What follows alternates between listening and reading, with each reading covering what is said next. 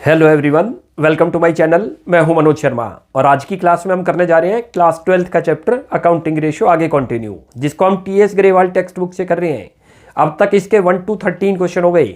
आज 14 क्वेश्चन से स्टार्टिंग करते हैं। मैं क्वेश्चन रीड करता हूँ, आप देखिए। लिखा हुआ है a firm had current assets of ₹5 lakh. Firm की करंट असेट्स बता रखी है 5 lakh. It paid current liability of ₹1 lakh. Firm ने करंट लाइबिलिटी की पेमेंट करी है 1 lakh and the current ratio became 2:1। Payment देने के बाद आपको करंट रेशियो आया हुआ है 2:1। Determine current liability and working capital. हमें जो है करंट लाइबिलिटी बतानी है और वर्किंग कैपिटल बतानी है before and after payment was made, यानी कि बिफोर भी बतानी है और आफ्टर भी बतानी है। कैसे करते हैं आप देखते जाओ। देखो, आपको करंट असेट्स तो दे रखी है, लिख लो पहले करंट असेट्स जितनी दे रखी है। ये आपको दे रखी है 5 लाख रुपए, अच्छी तरह से नोट कर लो। और ये भी ब्रैकेट में लिख लो, ये बिफोर पेमेंट है। क्लियर है? आपको करंट असेट्स यहां लिख लो। ये देखो करंट असेट्स आफ्टर भी पता चल गई। कैसे पता चल गई अभी बताते हैं। करंट असेट्स पहले एक बार लिख लो, उसके बाद बताता हूं। ये आफ्टर पेमेंट है। क्वेश्चन के अंदर लायबिलिटी दोनों नहीं दे रखी, ध्यान रख लेना, ना बिफोर और ना आफ्टर। एक ही चीज गिवन है क्वेश्चन में, करंट असेट्स 5 लाख और 1 लाख की हमने पेमेंट कर दी। उसके बाद रेशियो आया हुआ है 2:1। तो करंट लायबिलिटी नहीं दे रखी कितनी है, और ना ही आपको करंट असेट्स दे रखी कि आफ्टर पेमेंट कितनी है, लेकिन वो निकल गई। कैसे निकल गई? देखो, आपके पास बिफोर कितनी थी 5 लाख, कितने की पेमेंट कर दी 1 लाख की, तो पता चल गई 4 लाख, यानी कि ये रही। ये तो लिख लो आप 4 लाख। कहां से 4 लाख आ गई ये भी ब्रैकेट में आप लिख लेना। 5 लाख बिफोर थी, उसमें से 1 लाख की हमने पेमेंट कर दी, तो ये यानी कि असेट्स तो आ गई दोनों। बिफोर तो दे ही रखी थी, आफ्टर हमने फाइंड आउट कर ली। शेयर के अंदर करंट रेशियो दे रखा है, लिख लो करंट रेशियो कितना दे रखा है, नोट करना। ये आफ्टर पेमेंट है, ध्यान रख लेना करंट रेशियो।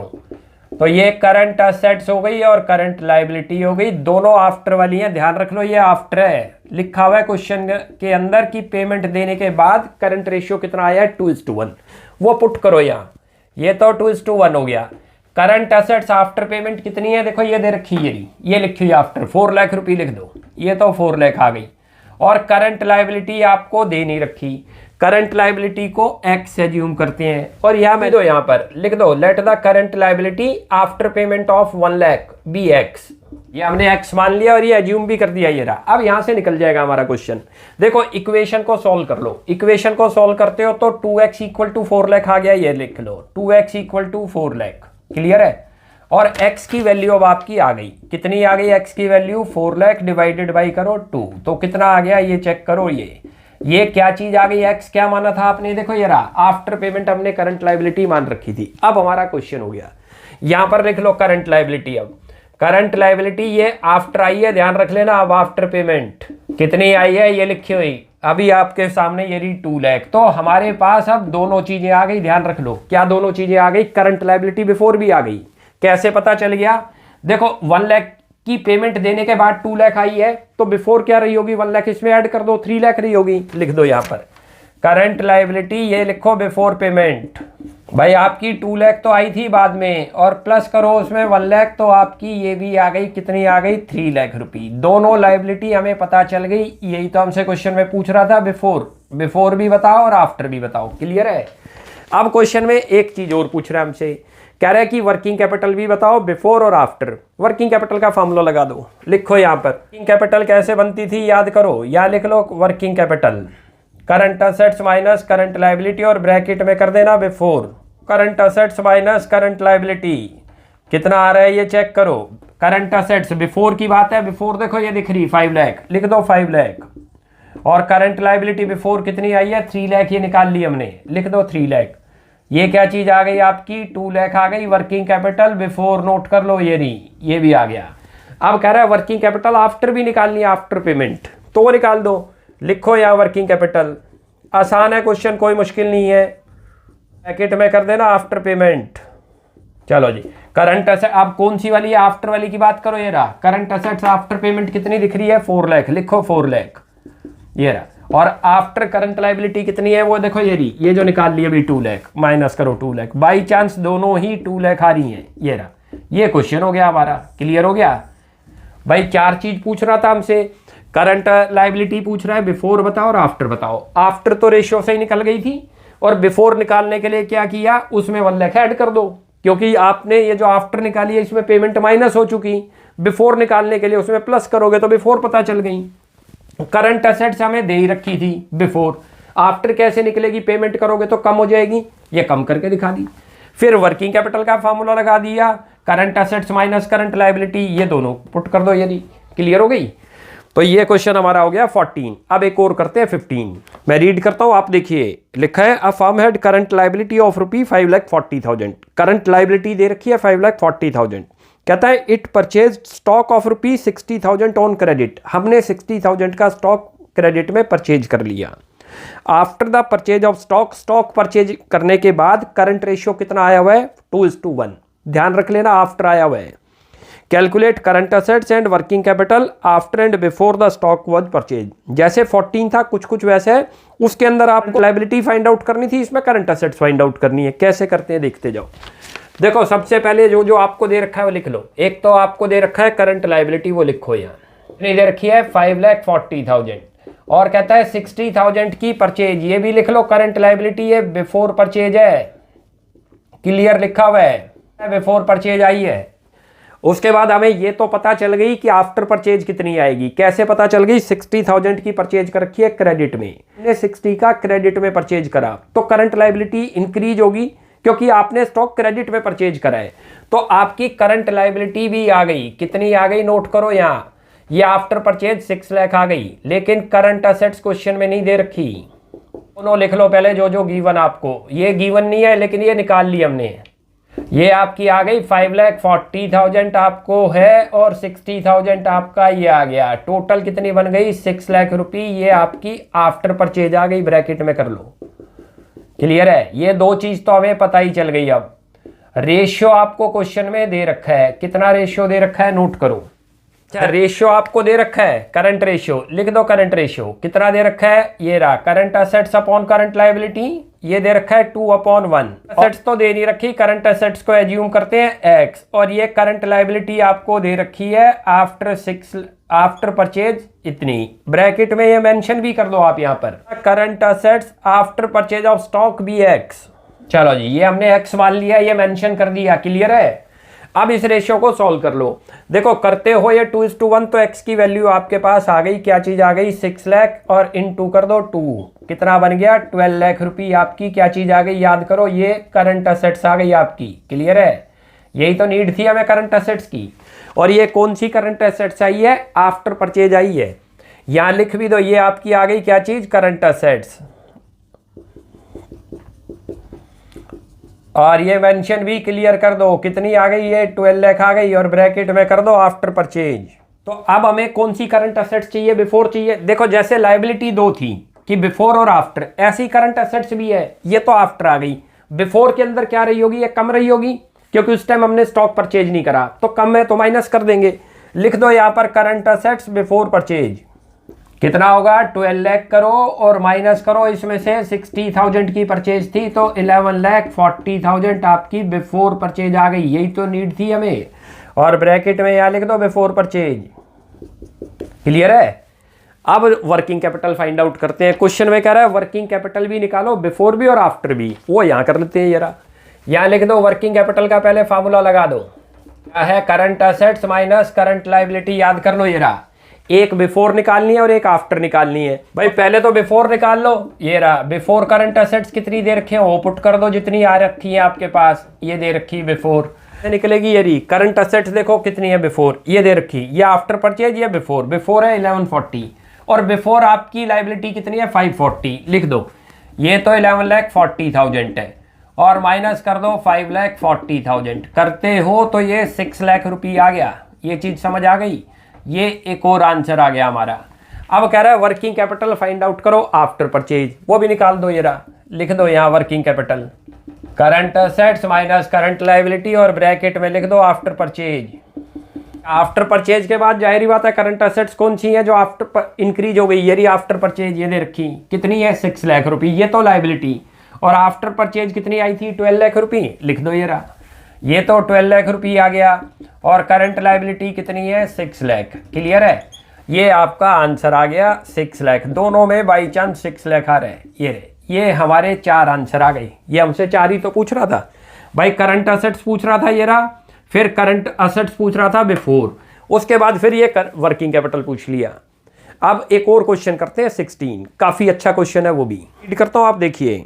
लिखा है state giving reasons whether the current ratio will improve or decline or will have no effect in each of the following transaction if current ratio is 2:1। हमें 2:1 का करंट रेशियो दे रखा है और नीचे कुछ ट्रांजैक्शंस दे रखी हैं जिनसे हमें ये फाइंड आउट करना है कि हमारे रेशियो के ऊपर उसका क्या इंपैक्ट पड़ता है। हमारा रेशियो डिक्लाइन होगा, डिक्लाइन का मतलब कम होगा उससे, या इंप्रूव होगा, या ज्यादा होगा, या कोई चेंज नहीं होगा। तो करंट रेशियो आपको दे रखा है क्वेश्चन में 2:1। और ये क्या चीज है आपकी, ये तो करंट एसेट्स है और ये क्या है, करंट लायबिलिटी। पहले देखो ये तो गिवन है क्वेश्चन में, इसको थोड़ी देर के लिए अमाउंट की फिगर में ले आए तब आराम से समझ आएंगे ये सारी ट्रांजेक्शन हमें। तो यहां पर हम कुछ एज्यूम करते हैं, इसको फिगर को लिखो यहां पर। Let us assume current liability to be rupee 1 lakh. देखो आपने ये इसको 1 लाख एज्यूम कर लिया तो करंट एसेट्स कितनी हो जाएगी और करंट लायबिलिटी वो आ गई आपकी अमाउंट की फिगर में। अभी तो हमें 2:1 की फिगर में दे रखी थी, ये निकाल लाओ। तो आपकी जो करंट एसेट्स आ गई और करंट लायबिलिटी आ गई वो चेंज हो गई। ये हमने 1 लाख ले ली, तब आराम से थोड़ा समझ आएगा आपको। और ये कितनी है, 2 लाख हो जाएगी। क्यों 2 लाख हो गई, हमने करंट लायबिलिटी को क्या मान लिया, 1 लाख। तो लायबिलिटी जो है असेट्स कितनी है उससे डबल है, तो डबल कर दिया, 2 लाख हो गई। अब एक एक पॉइंट, एक एक ट्रांजैक्शन को समझते हैं। देखो पहली स्टेप आपकी क्या आ रही है, पहला आ रहा है कैश पेड टू क्रेडिटर। लिखो कैश पेड टू क्रेडिटर, क्या इंपैक्ट होगा जरा वो देखना। अब cash paid to creditor transaction हमारे पास देखो ये आ रही है, क्लियर है। अब इसको अमाउंट की फिगर में ले आओ तब आराम से समझ आएगा कि रेशियो के ऊपर क्या इंपैक्ट हुआ। सपोज करो कि सपोज आपने पेड करा 50,000, 50,000 आपने पेड करा। ऐसी फिगर लेना जो आराम से कैलकुलेट हो जाए, कुछ भी फिगर ले सकते हो, कोई दिक्कत नहीं है। हमने 50 पेड करेंगे क्रेडिटर को, तो क्या होगा, करंट लायबिलिटी आपकी क्या होगी, डिक्लाइन होगी। कितने से डिक्लाइन होगी, नोट करो यार, 50,000 आ गई। 1 लाख में से माइनस कर दो जितना पेड करा, 2 लाख में से माइनस करते हो तो ये 1,50,000 आ गया। ये समझ आया थोड़ी देर के लिए। ये मेरी न्यू करंट एसेट्स आ गई, ध्यान रख लो। और ये मेरी न्यू करंट लायबिलिटी। यदि मैं रेशियो की बात करूं तो रेशियो कितना बन जाएगा इससे, 3:1। ये समझ आ रहा है, दोबारा समझ लो। पहले हमने क्या किया, करंट लायबिलिटी को अमाउंट की फॉर्म में ले आओ। हमें तो ये रेशियो की फॉर्म में दे रखा था, इसको अमाउंट ले लो। और अमाउंट कोशिश करना जैसे 10,000 ले लो, 1 लाख ले लो, इस तरीके का लोगे तो ज्यादा आसान है। आपने 1 लाख लिया तो करंट असेट्स क्या है उससे डबल है, तो ये 2 लाख बनेगा। अब जो ट्रांजेक्शन आपको दे रखी है उसमें अमाउंट नहीं बता रहा, आप अपनी तरफ से कोई एक अमाउंट एज्यूम कर लो। और अमाउंट भी ऐसा एज्यूम करना जो माइनस करना आसान हो। ऐसा ना हो जैसे 3500 लो, 6500 लो, इस तरीके का लो जो आराम से हो। 50,000 लेंगे तो क्या इंपैक्ट होगा, मेरी न्यू करंट लायबिलिटी कितनी आ जाएगी, नेट करो। जब मैं पेड करूंगा तो ये कम हो जाएगी, ये 50 हो गई। अच्छा जब ये कम हुई, क्योंकि जब मैं पे करता हूं क्रेडिटर को तो मेरी असेट्स भी डिक्रीज होगी, क्योंकि कैश डिक्रीज होगा और कैश करंट असेट्स है, वो माइनस करते हैं तो कितना आ गया, 150। तो अल्टीमेट पहले का आंसर क्या आ गया, नोट करो या आंसर लिख दो। इसका कितना आ जाएगा, इंप्रूव लिख दो। क्लियर है, ये आपका आंसर था फर्स्ट का, ध्यान रख लो। ये रहा, ये ऐसे दिखाना है आपने एक कैलकुलेशन नीचे वर्किंग में दिखाना चाहो दिखा दो, वरना आंसर जो लिखने हैं वो ऐसे लिखने हैं कि आंसर इंप्रूव है इसका। अब सेकंड देखो, इसका लिखा हुआ है बिल्स पेबल डिस्चार्ज। सेम वही है जैसे फर्स्ट में था, क्रेडिटर को पेड करोगे तब भी वही काम है। आपका कैश डिक्रीज होगा, current assets decrease, liability decrease. यहां पर बिल्स पेबल को डिस्चार्ज का मतलब बिल्स पेबल की पेमेंट कर दी तो कैश डिक्रीज हुआ तो असेट्स डिक्रीज हो गई और लायबिलिटी भी डिक्रीज। लिख लो यहां पर बिल्स पेबल डिस्चार्ज। अच्छा कितना अमाउंट आएगा चेक करो, सेम एज्यूम कर लो। इसके अंदर जैसे आपने ये एज्यूम करा था इसमें भी कुछ भी एज्यूम कर लो। आपको अभी दिखाता हूं, ये रहा। सपोज रुपी 20,000 ले लो, अब की बार पेड कर दिया आपने, ये लो। क्लियर है, हमने अब क्या 50 नहीं लिया, कुछ भी ले सकते हो, वरना कोशिश करो इजी आप फिगर लो जो आराम से क्लियर हो। हमें ये चीज दिखानी नहीं है तो आपको समझाने के लिए वर्किंग में। अब यदि हम 20 की पेमेंट करते हैं, बेस ये रहेगा, याद रख लेना, क्योंकि इसमें से कम होगा 20 और इसमें से भी कम होगा। करते हैं तो न्यू करंट असेट्स कितनी आ रही है, 1,80,000। समझ आ गया कहां से आया ये भाई। 20 पेड करोगे तो ये डिक्रीज और ये डिक्रीज, और ये कितना हो गया 80। रेशियो की बात करोगे तो 2 से ज्यादा चला गया, देख रहे हो आप, समझ गए या नहीं। कैसे करते हो तो देखो ये 2 से ज्यादा चला गया, कैसे 160 हुआ तो यानी कि 2:1 नहीं रहा, ज्यादा बन गया। मेरे ख्याल से ये 2.2 कुछ ऐसे आ रहा है, तो यानी कि इस रेशियो से कंपेयर करो, पेमेंट करते हैं तो क्या होगा, रेशियो के ऊपर इंप्रूव हो रहा है हमारा रेशियो। ये देख लो, इसका आंसर लिख दो अब यहाँ पर इंप्रूव। हर स्टेप सोच के करो, कभी गलती नहीं होगी। ये आपने ऐसे दिखाने हैं, आपने वैसे दिखाने आंसर यही है कि इंप्रूव है, डिक्लाइन है, इंप्रूव है या नो चेंज है। अब एक और करते हैं थर्ड के अंदर क्या आ रहा है, नोट करो। Bill receivable endorse to a creditor, creditor को बिल रिसीवेबल एंडोर्स कर दिए तो आपकी करंट असेट्स डिक्रीज होगी, उधर से करंट लायबिलिटी भी डिक्रीज होगी। सेम आएगा, याद रख लो, जैसे आप बिल्स पेबल को, बिल रिसीवेबल क्या है, हमारी करंट असेट्स, हम उसको एंडोर्स करते हैं। ये बिल ऑफ एक्सचेंज का चैप्टर है 11th क्लास का। जब एंडोर्स करेंगे तो हमारे BR यानी कि बिल रिसीवेबल डिक्रीज हो जाएंगे।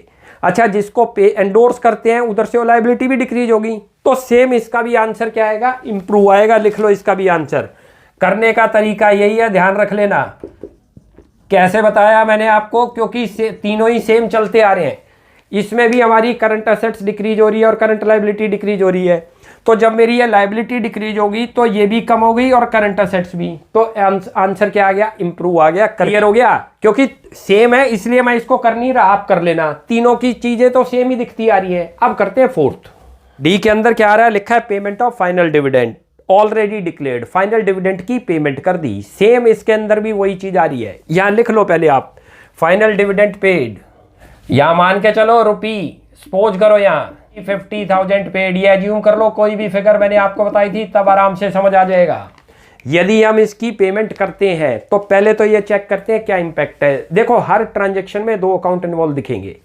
जब हम पेमेंट करते हैं फाइनल डिविडेंड हमारी जो है करंट लायबिलिटी का पार्ट बनता है। करंट लायबिलिटी है तो वो डिक्रीज होगी क्योंकि आपने रीपे कर दिया। अच्छा, इसके साथ हमारा कैश इन्वॉल्व हुआ तो कैश में पेमेंट हुई तो करंट असेट्स भी डिक्रीज। हमने ये अज्यूम करा कि 50,000 है, तो हमारी न्यू करंट असेट्स कितनी दिख रही है आपको और न्यू करंट लायबिलिटी कितनी दिख रही है पेमेंट करने के बाद। भाई ये 1 लाख है, पेमेंट कर दोगे तो ये कितना बन गया 50,000, लिख दो 50। और ये कितना बन गया 1,50,000 माइनस करो 50,000, क्योंकि दोनों डिक्रीज हो रहे हैं तो दोनों में से 50-50 माइनस करेंगे। रेशियो की बात करें तो कितना आ गया 3:1। अब इसको इससे कंपेयर कर लो, क्या दिख रहा है, इंप्रूव। आंसर लिख दो इसका इंप्रूव, या लिख दो इंप्रूव। ये आपको वैसे दिखाने यही है, ये आंसर आ गया इसका। अब एक और करते हैं ई, वो बड़ा ध्यान से देखना। अब ई के अंदर लिखा है purchase of stock in trade on credit. Credit में परचेज कर रहे हैं हम, याद रख लो। क्रेडिट में परचेज करते हैं तो कोई भी ट्रांजैक्शन है उसमें दो अकाउंट आपको जरूर दिखेंगे, एक तो क्रेडिटर है और एक आपका स्टॉक आ गया। और दोनों कहां पर इन्वॉल्व होंगे, एक करंट असेट्स में और एक करंट लायबिलिटी में, और दोनों इंक्रीज हो रहे हैं। अब जरा चेक करते हैं। यहाँ पहले ट्रांजैक्शन लिख लो जो दे रखी है आपको। ट्रांजैक्शन दे रखी है purchase of stock on credit. Amount नहीं दे रहा, अपनी तरफ से सपोज कर लो, कुछ भी अमाउंट ले लो। लेट करते हैं यहाँ पर, चलो कोई भी अपनी तरफ से डिजिट ले सकते हो आप। सपोज ₹50,000 ही ले लो, आसानी से कैलकुलेशन हो जाएगी। क्लियर है, यानी कि हमने 50,000 की परचेज करी है स्टॉक की, तो हमारी करंट असेट्स भी चेंज होगी और करंट लायबिलिटी भी चेंज होगी। क्यों चेंज होगी, क्योंकि आपने अभी पे करना है तो लायबिलिटी आपकी बढ़ गई। आपने असेट्स पहले 2 लाख थी, परचेज करी स्टॉक की तो असेट्स भी बढ़ गई। यहाँ लिख लो new current assets. New current assets कितनी आ गई 2,50,000, ये समझ आ गया कहाँ से आया। और न्यू करंट लायबिलिटी भी आपके पास आ गई, कितनी आ गई वो 1,50,000। रेशियो की बात करोगे तो रेशियो डिक्लाइन हो गया। यहाँ करोगे तो 2:1 नहीं दिख रहा, क्योंकि 2:1 तो देखो जब 3 लाख बनाओगे तब बनेगा। अब इसको सॉल्व कर लो, सॉल्व करते हो तो देखो रेशियो पता है कितना आ जाएगा इसका 1.67:1। अब इसको इससे कंपेयर कर लो, क्या दिख रहा है। लास्ट में हमेशा 1 बनाना चाहिए तभी कंपेयर है। पहले जो परचेज करने से पहले तो असेट्स थी उससे डबल, अब डबल से कम हो गई तो आंसर क्या आएगा डिक्लाइन। लिख दो इसका आंसर डिक्लाइन का आंसर आ गया इस वाले क्वेश्चन का, DE का। अब करते हैं एक और F लिखा हुआ है bill receivable endorse to a creditor dishonour. पहले पॉइंट को समझ लो, हमने अपने क्रेडिटर को अपने BR यानी कि बिल रिसीवेबल एंडोर्स कर रखे थे। एंडोर्स का मतलब उनको दे रखे थे, अब वो डिसऑनर हो गया। डिसऑनर हो गया तो जिससे BR आया होगा, BR क्या मतलब है बिल रिसीवेबल, वो हमारा डेटर बनता है तो हमारे डेटर इंक्रीज होंगे। अच्छा, क्रेडिटर भी अब आपको कहेगा कि क्रेडिटर आपसे दोबारा पेमेंट लेगा क्योंकि वो बिल डिसऑनर हो गए थे, तो क्रेडिटर भी इंक्रीज है। यानी कि मेरी लायबिलिटी भी इंक्रीज हो रही है और असेट्स भी। क्यों हो रही है भाई, मैंने जिसको दिया था, हमने मान के चलो किसी क्रेडिटर को पे कर रखा है, तो पे कर रखा है लेकिन वो बिल क्या हो गए बाउंस हो गए, उसी को डिसऑनर बोलते हैं। तो वो दोबारा डिमांड करेगा हमसे अपने अमाउंट की, तो कितने का करेगा, जितने से डिसऑनर हुआ तो ये इंक्रीज होगा। अच्छा, हम भी जिससे बिल आया होगा उससे डिमांड करेंगे तो ये भी इंक्रीज होगा। चेक करते हैं कितना फर्क पड़ता है। यहां जरा लिख लो पहले आप, यहां लिखो bill receivable endorse to creditor dishonour. अच्छा, ब्रैकेट में यहां पर अमाउंट ले लो आप, सपोज ₹50,000 ले लो, क्लियर है। उससे आपको क्लियर हो जाएगा कि इतने का बिल डिसऑनर हुआ 50,000 का। उसने अमाउंट नहीं दे रखा क्वेश्चन ने, लेकिन आप अपनी तरफ से कोई भी अमाउंट ले सकते हो। 50 लोगे तो कैलकुलेशन आसान है, जरूरी नहीं है 50 लो, 10,000 लो, 15 लो, 5,000 लो, 2,000, कुछ भी ले सकते हो। अब जरा चेक करते हैं क्या इंपैक्ट होगा। देखो हमारी न्यू करंट असेट्स कितनी आ जाएगी और न्यू करंट लायबिलिटी कितनी आ रही है। भाई ये तो इंक्रीज होगी क्योंकि बिल डिसऑनर हुआ, तो हम डिमांड करेंगे जिससे हमारे पास आया था, और क्रेडिटर हमसे डिमांड करेगा कि हमारा बिल जो है आपका डिसऑनर हो गया, तो ये भी इंक्रीज होगा। लिख लो 150। रेशियो की बात करते हैं तो सेम आ गया, इसके अंदर कितना आ रहा है जरा चेक करो, 1.67:1। तो क्या आ गया इसका भी आंसर, डिक्लाइन। लिख दो आंसर, ये रहा, ये क्लियर है, ये आंसर है हमारे। क्लियर हो गया। अब करते हैं आगे जी पॉइंट। पॉइंट के अंदर क्या लिखा है देखते हैं। लिखा हुआ है purchase of stock for cash, और इसमें भी अमाउंट नहीं दे रखा, लिखो सपोज ₹50,000। ये अब इसका इंपैक्ट जरा सोचो क्या होगा। देखो जब हम कोई स्टॉक खरीदेंगे, अपने आप को बिजनेसमैन मान के चला करो, याद रख लो, तो ये ट्रांजैक्शन में दो अकाउंट दिख रहे हैं, एक तो स्टॉक, एक दिख रहा है कैश, और दोनों की नेचर क्या है, असेट्स है, लायबिलिटी नहीं है, ध्यान रखना, क्योंकि कैश में परचेज करा। तो मेरी करंट असेट्स डिक्रीज भी हो रही है और इंक्रीज भी हो रही है।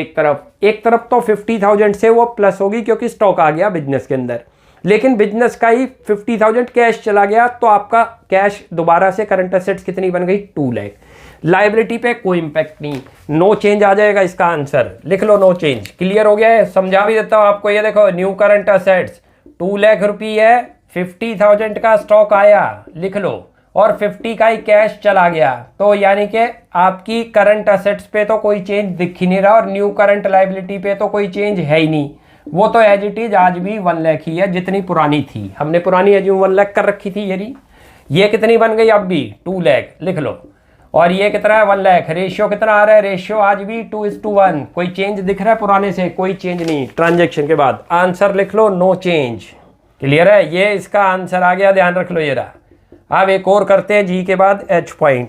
जरा नेक्स्ट पे आ जाओ, एच पॉइंट पे। देखो एच में लिखा है sale of fix asset. Fix assets क्या हो रही है, आपकी सेल हो रही है। सेल होने से फिक्स एसेट चेंज है, करंट एसेट्स नहीं, लेकिन करंट कैश में सेल करिए 45, तो कैश तो इंक्रीज हुआ 45 से, और आपकी फिक्स एसेट डिक्रीज हो गई 50,000 से, जिसका कोई यूज नहीं क्वेश्चन में। अच्छा, लॉस हुआ 5,000, उसका भी कोई यूज नहीं, क्योंकि हमें तो खाली करंट एसेट्स और करंट लायबिलिटी पे फोकस करना है। तो हमारी क्या चीज इंक्रीज हुई है, करंट एसेट्स इंक्रीज हुई है, ध्यान रख लो। तो अल्टीमेट मेरी न्यू करंट एसेट्स कितनी बन गई, जितने की थी वो तो है ही जो हमने मान रखी, प्लस कर दो क्योंकि कैश आ गया आपके पास। करंट लायबिलिटी पे कोई चेंज नहीं है, वो आज भी 1 लाख ही है। चेक करें तो कितना बन गया, 2,45,000 ते हो तो कितना बन गया, ये 1 लाख, यानी कि 2.45:1। तो अल्टीमेट क्या दिख रहा है, इससे कंपेयर करो, इंप्रूव। लिख दो आंसर इसमें, इंप्रूव हो गया। क्लियर है, ये रहा। नेक्स्ट आ रहा है, नेक्स्ट भी सेम है, क्योंकि ना तो हमें प्रॉफिट से वास्ता, क्योंकि प्रॉफिट करंट असेट्स और करंट लायबिलिटी में आएगा ही नहीं। यहां तो ये देखना करंट असेट्स पे क्या इंपैक्ट आया, करंट लायबिलिटी पे क्या आया। आपने फिक्स असेट्स बुक वैल्यू 50 है, 60,000 की सेल आउट कर दी, तो अल्टीमेट प्रॉफिट पर सेल करी, प्रॉफिट का कोई यूज नहीं। फिक्स असेट डिक्रीज हो रही है, उसका कोई यूज नहीं, खाली कैश इंक्रीज हुआ। कैश किस में आएगा, करंट असेट्स, तो हमारी करंट असेट्स इंक्रीज हुई। लिख लो यहां पर इसका क्या चीज इंक्रीज दिख रही है, मैं आपको डायरेक्ट यहां करके दिखाया, तो ये रहा new current assets, new current liability. ये तो बन गई 2,60,000, और ये कितनी बन गई मेरी, आज भी 1 लाख। तो रेशियो कितना आ गया, जरा चेक करें, 2.6:1। कंपेयर करो, ऊपर से कितना है, 2:1। तो इसका भी आंसर क्या आ गया, एच का आंसर आ गया, इंप्रूव। लिख दो। क्वेश्चन ऐसे करने थे आपको कि एक फिगर को एज्यूम करो, पहले लायबिलिटी को कोई डिजिट ले लो, ठीक है, कोशिश करो 10,000 लो, 20,000 लो, 1 लाख। 1 लाख लोगे तो आराम से समझ आएगा आपको, 10,000 लोगे तब भी समझ आएगा। फिर जो चीज ट्रांजैक्शन दे रहा है उसका भी कुछ ना कुछ अमाउंट एज्यूम करो, तब ये क्लियर होंगे। क्लास में आगे कंटिन्यू करते हैं, आप यहाँ तक प्रैक्टिस कीजिए। कोई भी डाउट लगता है you will ask in comment section. आपको हमारी वीडियो अच्छी लगती है, प्लीज इसको लाइक एंड सब्सक्राइब कीजिए। Thanks for watching my video. Next class में जल्दी ही मिलते हैं।